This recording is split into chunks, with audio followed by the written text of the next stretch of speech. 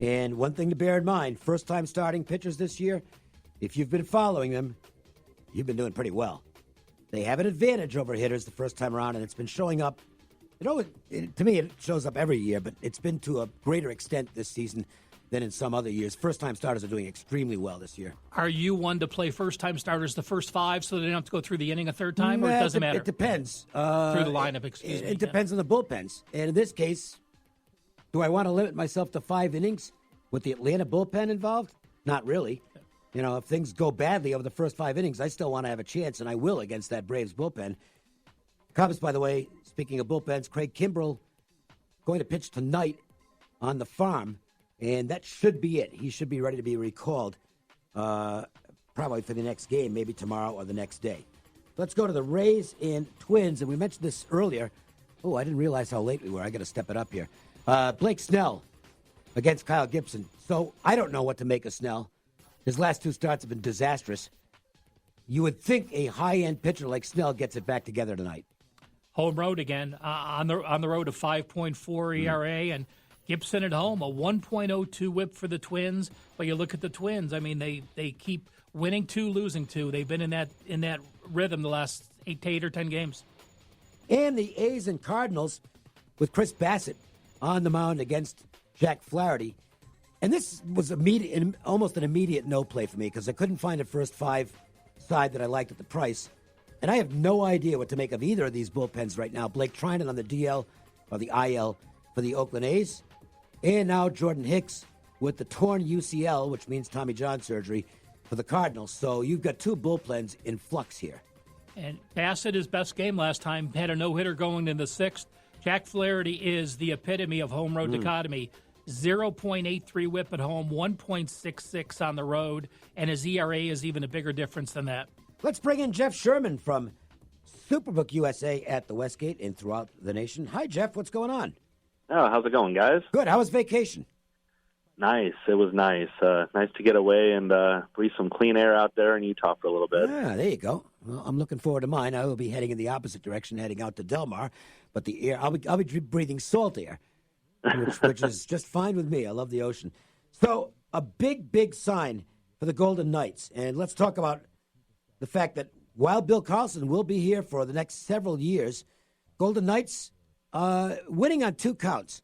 One is that they've got the tax advantage over so many other locations in the NHL, and that definitely is playing into players wanting to stay here. They just make more money. And the second is, look, Karlsson took a gamble and kind of lost. If he had had another 40-goal season like he did in year 1 of the Golden Knights, he wouldn't be here. He'd be getting $10 million a year someplace else. He only, in quotes, got 20-something. So the Golden Knights were able to re-sign him. That's a big grab for Vegas. Yeah, it was good on both ends, and if you look at it, just like you mentioned, the tax situation, if Karlsson had signed somewhere else, it would have been like a relatively, $8 million playing for Toronto versus what he's getting here equivalent. So it's a good situation for him. It's a good situation for the team. It was expected to be done. There was mutual interest, so we didn't have to adjust anything with their odds. The Knights are still the second favorite at 7-1 for the Stanley Cup, sitting behind Tampa Bay. And with the schedule released today, we actually did put up the opening night line against San Jose on October 2nd. So wheels in motion on hockey around here. Now, one thing that comes out of this, though, is that they're probably going to lose somebody just because they're over the salary cap right now. So somebody's going to get away. Speculation, I guess, that it might be Gusev, could be Miller, could be Pacioretty. Do any of those departures impact the future book at all? They wouldn't. The Knights are so deep, and they have so many areas to pull from, even in their the minor leagues. So there isn't any maneuvering or moves that would happen right now that really would alter where they're at. They can't sign any free agents. Whoever they would trade away just to recover that cap space, it's not going to change their odds. Jeff, switching over to the NBA, did the draft cause any shifts in any of the future betting? We didn't have any movement at all, and it generally doesn't in the NBA unless you have someone like a LeBron come to a team. I mean, Zion Williamson's supposed to be great, but that's not going to affect New Orleans' title chances. New Orleans should be good, and it'll affect their season wins when we put those up this year. But as far as title chances, we didn't have any movement. How are you treating the Kawhi situation as far as the futures for the Raptors or the Clippers? Did you hedge any expecting him to move, or did you put the numbers up and hope to jump and beat any sharps into any new number?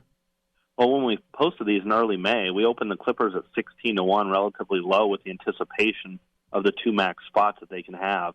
And Toronto was a 10-1 range, so they were just based on where they've been the last year.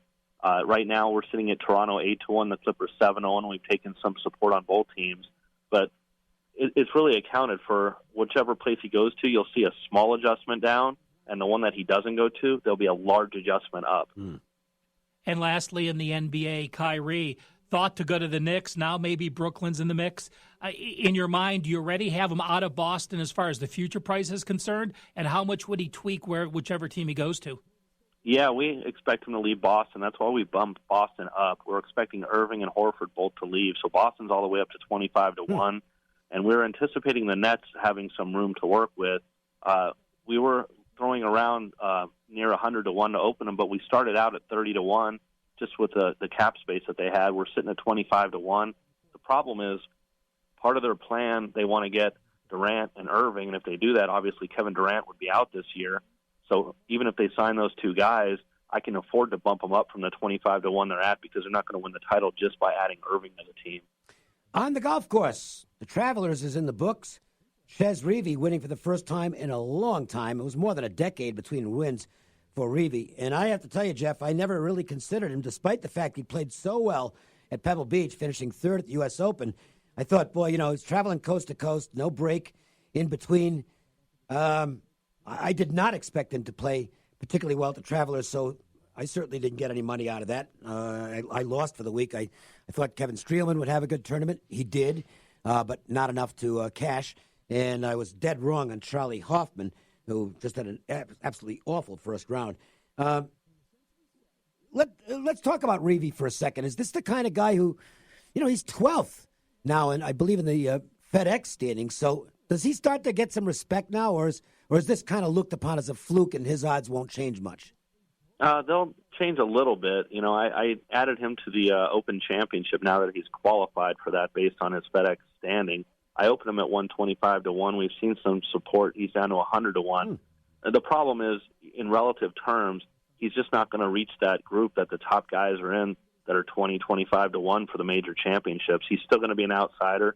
Even with Gary Woodland winning the U.S. Open, I opened him at 60-1 for the British Open. He's down to 50-1, and he's beyond that. So golf is so deep in this day and age that you'll find some nice prices on guys like Reavie. So we've got the British Open just down the road. What's happening there as far as the betting's concerned? So far, it's all Rory McIlroy. I opened him second choice 10-1. They're having this in Northern Ireland for the first time in many years, and that's where he's from. So he's number one in ticket count, number one in money wagered. I had to move him from 10 down to 8. And Koepka's seeing the usual amount of major support. He's at 7-1.